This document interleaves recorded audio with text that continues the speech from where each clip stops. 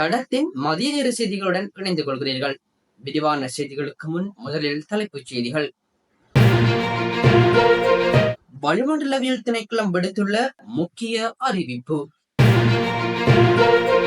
நாட்டில் உப்பின் விலையும் அதிகரிப்பு.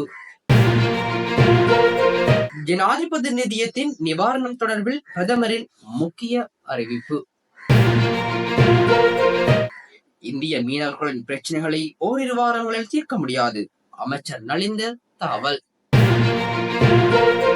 பட்டதாரிகளை அரசு சேவையில் சேர்ப்பது தொடர்பில் வெளியான அறிக்கை. நாடு முழுவதும் பிரதானமாக சீரான வானிலை நிலவும் என வளிமண்டலவியல் திணைக்களம் தெரிவித்துள்ளது. குறித்த விடயத்தை வளிமண்டலவியல் திணைக்களம் இன்று வெளியிட்டுள்ள அறிக்கையில் குறிப்பிட்டுள்ளது.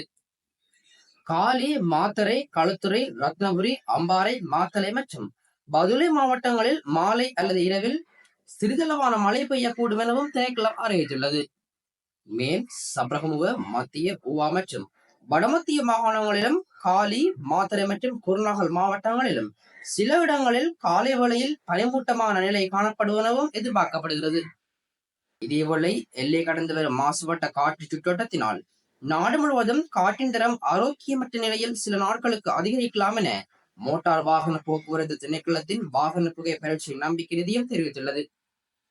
எல்லை கடந்து வரும் மாசுபட்ட காற்று சுற்றோட்டத்தினால் நாடு முழுவதும் காற்றின் தரம் ஆரோக்கியமற்ற நிலையில் சில நாட்களுக்கு நீடிக்கும் எனவும் குறிப்பிடப்பட்டுள்ளது. மேலும் காற்றின் தரம் குறைவதால் முகக்கவசம் அணிவதோடு உடல்நல பிரச்சனைகள் உள்ள நபர்கள், குறிப்பாக சுவாசிப்பதில் சிரமம் ஏற்பட்டால் மருத்துவ உதவியை நாடுமாறு அறிவுறுத்தப்படுகிறார்கள். நாட்டில் உப்பின் விலையில் அதிகரிப்பு ஏற்படக்கூடிய சாத்தியங்கள் காணப்படுவதாக தெரிவிக்கப்படுகிறது. இறக்குமதி செய்யப்பட்ட உப்பு இன்று முதல் சந்தைக்கு விநியோகம் செய்யப்படுவதாக இலங்கை உப்பு நிறுவனம் தெரிவித்துள்ளது. இவ்வாறு இறக்குமதி செய்யப்பட்ட உப்பு சந்தையில் விநியோகம் செய்யப்படுவதால் தற்காலிக அடிப்படையில் தற்போது நிலவும் விலைகளின் அதிகரிப்பு பதிவாகும் என ஹம்பாந்தோட்டை லங்கா உப்பு நிறுவனத்தின் தலைவர் தெரிவித்துள்ளார். நாட்டில் உப்பு உற்பத்தி வீழ்ச்சியடைந்த காரணத்தினால் அரசாங்கம் உப்பு இறக்குமதி செய்ய தீர்மானித்துள்ளது. இதன் அடிப்படையில் இந்தியாவிலிருந்து இலங்கைக்கு உப்பு இறக்குமதி செய்யப்பட்டது. இவ்வாறு இறக்குமதி செய்யப்பட்ட உப்பு இன்று முதல் சந்தையில் விற்பனை செய்யப்படுவதாக அறிவிக்கப்பட்டுள்ளது. சகல பிரதேச சபைகளூடாக ஜனாதிபதி நிதியத்தின் நிவாரணத்தை பெற்றுக் கொள்வதற்கு விண்ணப்பிப்பதற்கும் பிரதேச சபைகளூடாக குறித்த விண்ணப்பதாரிகளுக்கு நிவாரண நிதியத்தை வழங்குவதற்கும் தீர்மானிக்கப்பட்டுள்ளது என பிரதமர் கலாநிதி கருணி அமரசூரிய தெரிவித்தார். நாடாளுமன்றத்தில் நேற்று நடைபெற்ற அமர்வில் பிரதமர் மேற்கண்டவாறு கூறினார். ஜனாதிபதி நிதியத்தின் சேவையை விரிவுபடுத்த நடவடிக்கை எடுத்துள்ளோம். இதற்கமைய சகல பிரதேச சபைகள் ஊடாக நிதியத்தின் ஒத்துழைப்பை பெற்றுக் கொள்வதற்கு நிகழ்நிலை முறைமை ஊடாக விண்ணப்பம் செய்வதற்கும் பிரதேச சபைகள் ஊடாக நிவாரண நிதியை வழங்குவதற்கும் நடவடிக்கை எடுக்க தீர்மானிக்கப்பட்டுள்ளது. இதற்கு புதிய கணினி கட்டமைப்பு உருவாக்கப்பட்டு அரச உத்தியோகத்தர்களுக்கு பயிற்சி வழங்கப்படும்.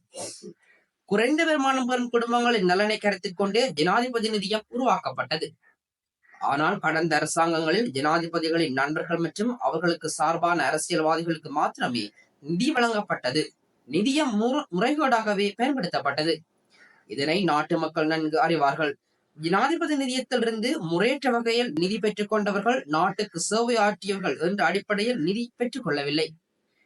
ஆகவே இவ்விடயம் குறித்து முறையான விசாரணைகள் மேற்கொள்ளப்பட்டுள்ளன என அவர் கூறியுள்ளார்.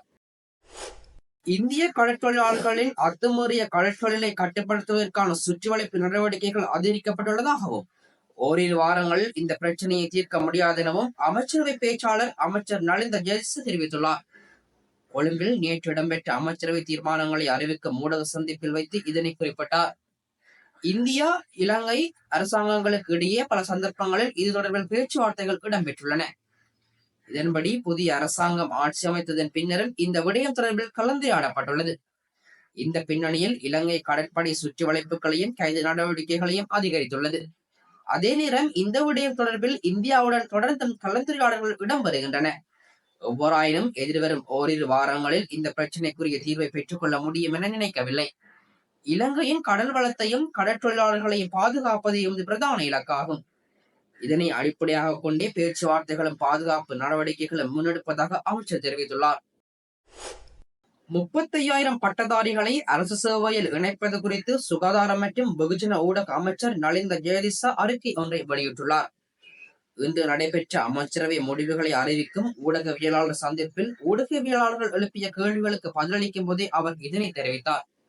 30,000 அல்லது 35,000 என்று சொல்ல முடியாது என்றும், வழக்கம் போல் பட்டதாரிகள் குழு இருப்பதால் அவர்களில் சிலர் இங்கு ஆட்சேர்ப்பு செய்ய மாட்டார்கள் என்றும் சுகாதார மற்றும் வெகுஜன ஊடக அமைச்சர் நலிந்த ஜெயதிச தெரிவித்துள்ளார்.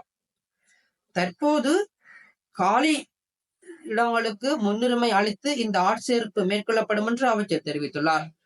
பொது சேவையில் பயன்படுத்தப்படாத பட்டதாரிகள் குழு இருப்பதாகவும், இந்த பிரச்சனையை கையாள மற்றொரு குழு நியமிக்கப்படும் என்றும், தேவையான ஆட்சேர்ப்புகள் விரைவாக மேற்கொள்ளப்பட்டு அதற்கேற்ப எண்ணிக்கை தீர்மானிக்கப்படும் என்றும் அமைச்சர் மேலும் தெரிவித்தார்.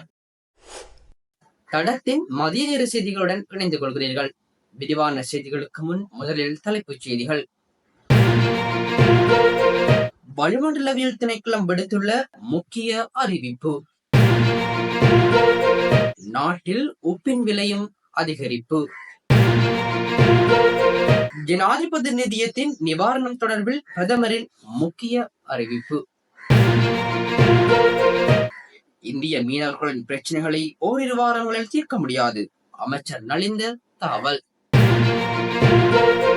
பட்டதாரிகளை அரசு சேவையில் சேர்ப்பது தொடர்பில் வெளியான அறிக்கை. இது போன்ற செய்திகளை தெரிந்து கொள்ள தடம் நியூஸ் சேனலை சப்ஸ்கிரைப் செய்து அருகில் உள்ள பெல் பட்டனை கிளிக் செய்யுங்கள்.